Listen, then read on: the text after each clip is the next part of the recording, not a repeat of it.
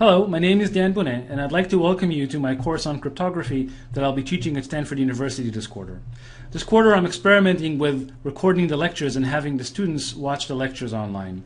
In fact, anyone is welcome to watch the lectures and join the course. This is an experiment, so we'll see how it goes. My goals for this course are basically to teach you how cryptographic primitives work.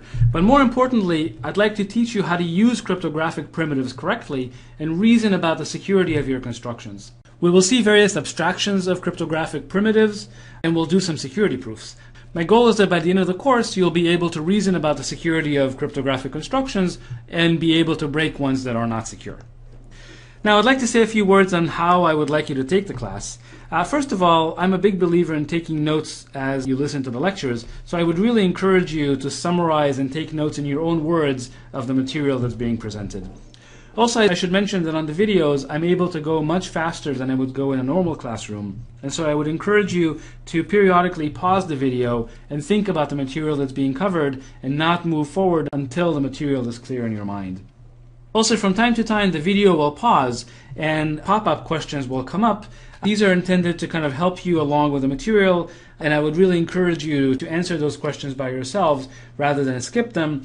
Usually the questions are about the material that has just been covered, and so it shouldn't be too difficult to answer the questions. So I would really encourage you to do them rather than skip them. Now, by now, I'm sure everybody taking the class knows that cryptography is used everywhere computers are. It's a very common tool that's used to protect data. For example, web traffic is protected using a protocol called HTTPS. Wireless traffic, for example, Wi-Fi traffic is protected using the WPA2 protocol that's part of 802.11i. Cell phone traffic is protected using an encryption mechanism in GSM. Bluetooth traffic is protected using cryptography, and so on. We're going to see how these various systems work. In fact, we're going to cover SSL and, in fact, even 802.11i in quite a bit of detail, and you'll see how these systems work in practice. Cryptography is also used for protecting files that are stored on disk by encrypting them, so that if the disk is stolen, the files are not compromised. It's also used for content protection. For example, when you buy DVDs and Blu-ray discs, the movies on these discs are encrypted. In particular, DVD uses a system called CSS, the Content Scrambling System, CSS, and Blu-ray uses a system called AACS. We'll talk about how CSS and AACS work. It turns out that CSS is a fairly easy system to break, and we'll talk about how we'll do some cryptanalysis and actually show how to break encryption that's used in CSS. Cryptography is also used for user authentication and many other applications that we'll talk about in the next segment. Now, I want to go back to secure communication and talk about the case where here we have a laptop trying to communicate with a web server. This is a good time to also introduce our friends Alice and Bob, who are going to be with us throughout the quarter. Essentially, Alice is trying to communicate securely with Bob. Here, Alice is on the laptop and Bob is on the server. The protocol that's used to do that is called HTTPS, but in fact, the actual protocol is called SSL. Sometimes it's called TLS.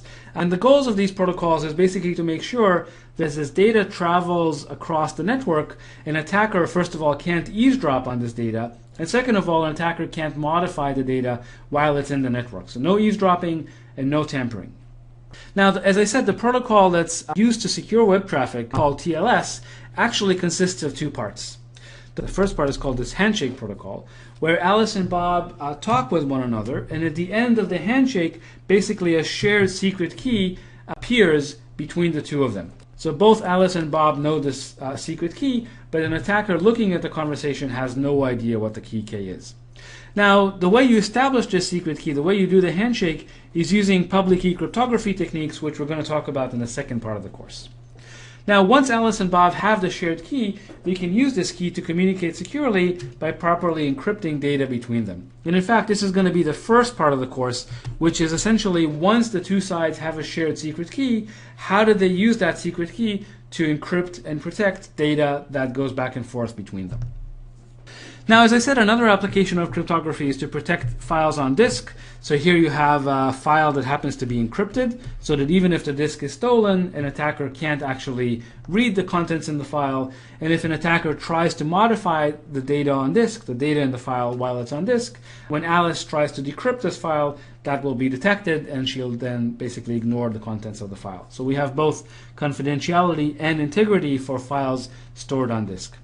Now, I want to make a minor philosophical point that in fact storing encrypted files on disk is very much the same as protecting communication between Alice and Bob. In particular, when you store files on disk, it's basically Alice who stores a file today wants to read the file tomorrow. So rather than communicating between two parties, Alice and Bob, in the case of stored disk encryption, it's Alice today who's communicating with Alice tomorrow.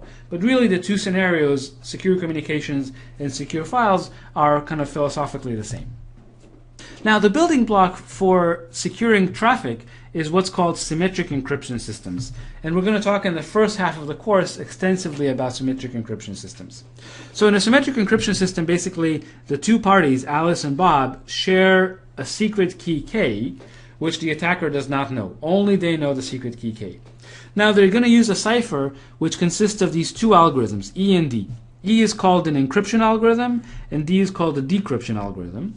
The encryption algorithm takes the message and the key as input and produces a corresponding ciphertext.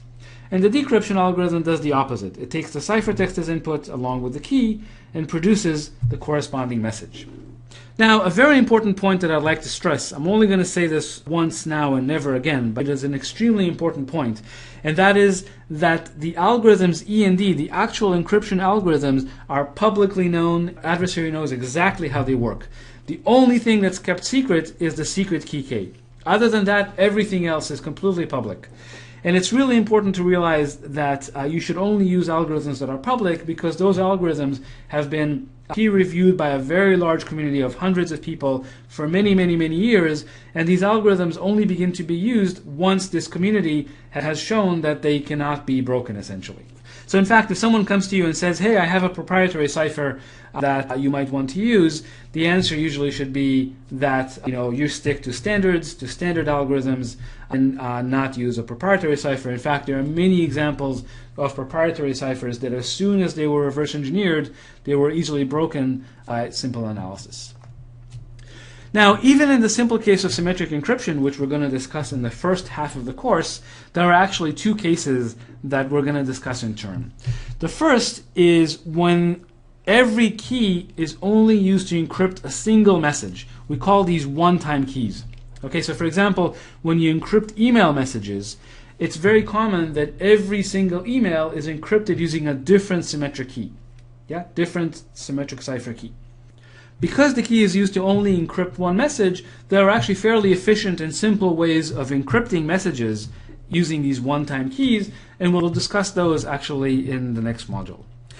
Now, there are many cases, in fact, where keys need to be used to encrypt multiple messages. We call these many-time keys. For example, when you encrypt files in a file system, the same key is used to encrypt many, many different files. And it turns out if the key is now going to be used to encrypt multiple messages, we need a little bit of more machinery to make sure that the encryption system is secure.